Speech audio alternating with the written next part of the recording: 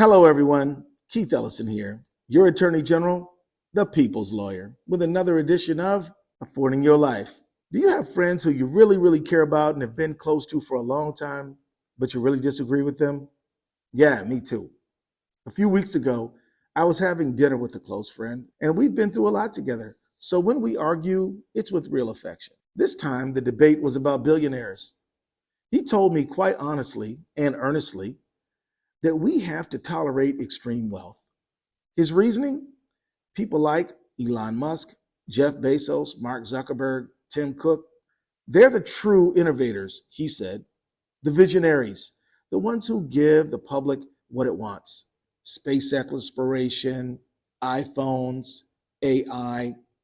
And as long as the basic needs of the people are met, he argued, we shouldn't use regulation or taxes or antitrust enforcement to limit their fortunes because that, he said, would choke off the innovation. Well, I couldn't just nod along.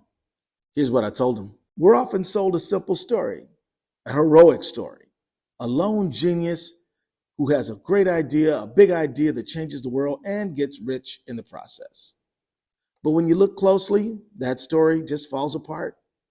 Take the iPhone. The parts that make it smart, like the internet, GPS, tiny microchips, touchscreens, voice assistants, weren't invented in Apple's boardroom. They were built over decades in publicly funded research labs, universities, and yes, government-funded projects. Taxpayers and generations of ordinary engineers took the risk and came up with the ideas. And then Apple came along and assembled these innovations in a useful way and built an empire around them. We paid for the ingredients and they profit from the recipe. Space exploration works the same way. For 60 years, NASA and public scientists developed rockets, navigation systems, and our understanding of space itself. Today's private space companies stand on that foundation, plus billions in government contracts and access to public launch sites. Yet, when a billionaire lands a rocket, he's treated like a god. Medicine tells the same story. mRNA vaccines, the technology that helped save millions of lives, came out of decades of publicly funded research by scientists motivated by curiosity and compassion, not profit. Once that science becomes usable, private drug companies stepped in. They patented it, built the factories, and walked away with most of the profit. And it's not new. Insulin was discovered in a small university lab by researchers who sold the patent for $1 Canadian so it could be widely available. They explicitly rejected monopoly profits. Then there was Jonas Salk, who gave the world the polio vaccine. He was funded by March of Dimes, a public grassroots campaign of small donors and institutional support. When asked who owned the patent, Salk famously said, well, the people. Could you patent the sun? No billionaires needed.